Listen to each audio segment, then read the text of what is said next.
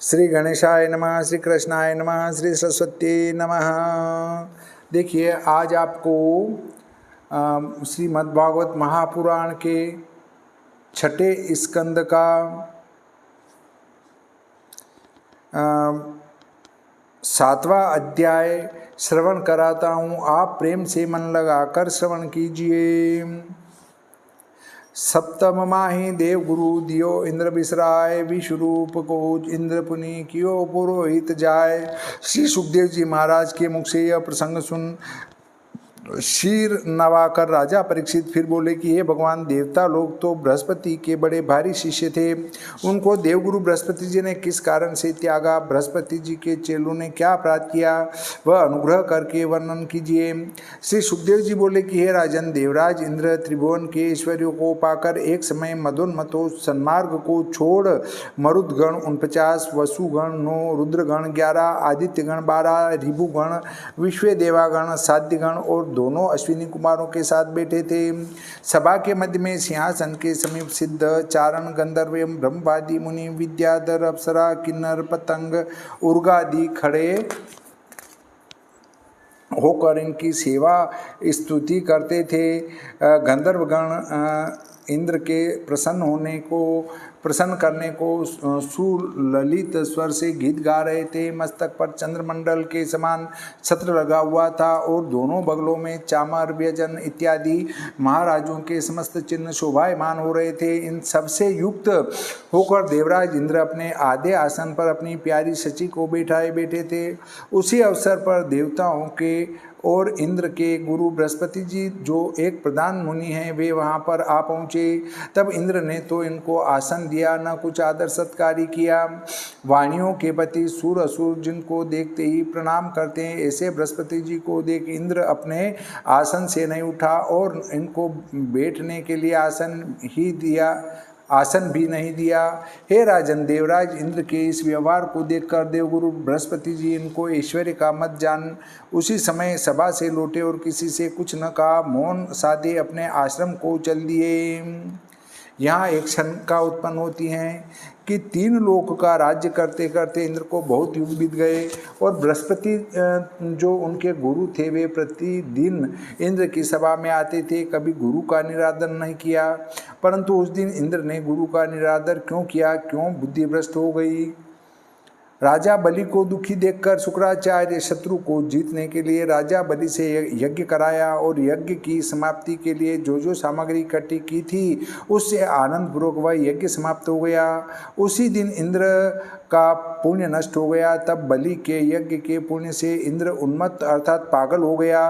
तब बलि के यज्ञ वाले शुक्राचार्य ने विचार किया कि जब इंद्र अपने गुरु का निरादर करेगा, तब इंद्र को राजा बलि पराजित करेंगे। सिवाय इस उपाय के इंद्र को जीतने का और कोई दूसरा उपाय नहीं है पाया जाता है। ऐसा विचार कर बलि के शत्रु इंद्र को मोहित करके इंद्र से बृहस्पति का निरादर कराया। इसलिए उस दिन इंद्र ने गुरु बृहस्पति जी का निरादर किया। कौरव श्रेष्ठ, जब बृहस्पति जी वहाँ से चले आए, तब देवराज इंद्र को चैतन्यता आई। वह विचार कर यह अपने आप को बहुत धिक्कार देने लगा कि मैंने गुरु जी का बड़ा निरादर किया, आप ही आप अपनी निंदा करने लगा। इंद्र बोले कि मैंने जो कर्म किया वह अतिशय बुरा है। हाय, कैसे खेद की बात है कि मैं कैसा मंदबुद्धि हूँ, जो मेरे गुरु जी सभा में आए और मैंने ऐश्वर्य के मध्य में मत होकर उनका कुछ भी आदर नहीं किया, वरन और निरादर किया। मेरे ऐश्वर्य व संपत्ति को धिक्कार है। अब आगे कौन ज्ञानी पुरुष स्वर्गाधिपति की लक्ष्मी को चाहेगा? मैं सात्विक देवतागणों का ईश्वर हूँ, मुझको भी इस लक्ष्मी ने इस प्रकार का आसुर भाव प्राप्त कराया। जो प्राचीन पुरुष कहते हैं कि सिंहासन पर बैठा हुआ राजा किसी को देखकर न उठे, मैं निश्चय कहता हूँ कि वे श्रेष्ठ धर्म को नहीं जानते। यह सब पुरुष निंदनीय मार्ग का उपदेश करने वाले स्वयं ही नरक के अंधकार में गिरते हैं, और जो लोग उनके वचनों का विश्वास करते हैं, वे लोग मानो पत्थर की नाव से पार जाने की इच्छा करते हैं। जैसे नाव के डूब जाने पर सब डूब जाते हैं, ऐसे ही अंधता मिश्र नरक में अवश्य पड़ेगा। जो हो, अब मैं षड्भाव छोड़कर गुरु जी के मनाने की चेष्टा करता हूँ, क्योंकि वह सब देवताओं के आचार्य ब्राह्मण हैं। उनकी बुद्धि अति गंभीर है। मैं जाकर मस्तक झुका उनके चरणों को मैं प्रणाम करूँगा। हे राजन, देवराज इंद्र का इस प्रकार से अस्ताना पस्ताना बृहस्पति जी जानकर अति शीघ्रता कर गृह से बाहर हो अदृश्य गति को प्राप्त हो गए, क्योंकि यह वृत्तांत उन्हें आध्यात्म विद्या से ज्ञात हो गया। अनंतर महेंद्र देव वृंद के साथ गुरु जी को ढूंढने लगे, परंतु सर्व ज्ञान के उपाय द्वारा सब जगह देखने पर भी इंद्र को उनका पता न लगा। इसलिए यह सब देवताओं के साथ अतिशय दुखित हुआ और किसी प्रकार भी इंद्र का मन सावधान न हुआ। हे राजन, देवराज इंद्र जी के विमर्श की वार्ता सुनते ही असुरगण अपने आचार्य शुक्राचार्य का मत ग्रहण कर शस्त्र उठाकर देवताओं के साथ संग्राम करने को उपस्थित हुए और युद्ध होने लगा। दैत्य लोगों के तीक्ष्ण तीक्ष्ण बाणों से देवता लोगों के मस्तक, बाहु, उरु इत्यादि अंग छिन्न होने लगे। इसलिए देवता लोग कातर होकर देवराज इंद्र के साथ ब्रह्मा जी के निकट गए और सिर नवाकर शरण की प्रार्थना करने लगे। स्वयंभू ब्रह्मा जी के हृदय में देवेंद्र को इस प्रकार कातर होकर आए देखकर अतिशय दया उत्पन्न हुई और करुणा सहित वचनों से समझाते हुए बुझाते हुए उनसे बोले। ब्रह्मा जी बोले कि हे सुरवरगण, हम तुमने बड़ा बुरा कार्य किया है कि जितेंद्रीय ब्रह्मनिष्ठ ब्राह्मण का आदर सत्कार नहीं किया। उसी अन्याय के आचरण का फल यह हार है जिस हार को मन में धारण कर तुम आए हो। नहीं तो तुम समृद्धिशाली हो। तुम लोगों के वेरी वर्ग सदा पराजित होते आए हैं, अर्थात हंता होकर क्षीण हो रहते हैं थे। वे लोग क्या फिर तुम्हारे द्वेषी होकर कभी जीत सकते? परंतु हे इंद्र, गुरु का तिरस्कार और सत्कार ही घटती बढ़ती का कारण है। उसका दृष्टांत देखो। तुम लोगों के विद्वेषी असुरगण एक बार अपने आचार्य का निरादर करके क्षीण हो गए थे। इस समय भक्तिपूर्वक अपने उन आचार्य की आराधना करने से फिर वह कैसे बुद्धिशाली हो गए हैं। शुक्राचार्य की इष्ट देवता मानने से इस समय उन दैत्यों का ऐसा प्रभाव है कि उन्होंने आपके वास का स्थान भी बल से हरण कर लिया है। हे देवराज, शुक्राचार्य जी के शिष्यों का इस समय मंत्र अभेद क्यों नहीं होगा? ब्राह्मण और भगवान गोविंद जिस नरेश के ऊपर अनुग्रह करने वाले हैं उसका कभी अकल्याण नहीं होता, और जिनसे यह रूठे हुए हैं ऐसे पुरुषों का तो पग पग पर अमंगल है। ब्राह्मण अगर किसी से रूठ गया तो उसका पग पग पर अमंगल होगा, ये भागवत जी कहती हैं। जो हो गया सो हो गया, इस समय तो उसका उपाय ही नहीं। इस समय तुम लोग एक काम करो कि त्वष्टा के पुत्र विश्वास रूप ब्राह्मण के पास जाकर उनका आदर सत्कार करो। वे जितेंद्रिय और तपस्वी हैं। वे तुम लोगों से आदर सत्कार पाकर अवश्य कामना पूर्ण करेंगे। परंतु जबकि तुम इसके असुर पक्षपाती कर्म को क्षमा करोगे। श्री सुखदेव जी बोले कि हे राजन, ब्रह्मा जी से इस प्रकार के वचन सुनकर देवतागण त्वष्टा के पुत्र ब्राह्मण श्रेष्ठ विश्वरूप ऋषि के समीप गए और उनको भेंट देकर कहने लगे कि हम अतिथि तुम्हारे आश्रम में आए हैं, तुम्हारा मंगल हो। हे तात, बड़े लोगों की समयानुसार प्रार्थना को तुम पूर्ण करो। हे राजन, सत्पुरुषों का बड़ों की सेवा करना ही परम धर्म है। जो पुत्र पुत्रवान हैं उनको भी चाहिए कि पितृ सेवा अवश्य करे। फिर इसमें ब्रह्मचारियों की तो बात ही क्या है। हे तात, जो उपनयन कराते हैं, जो आचार्य वेद पढ़ाते हैं, वे वेद की मूर्ति हैं।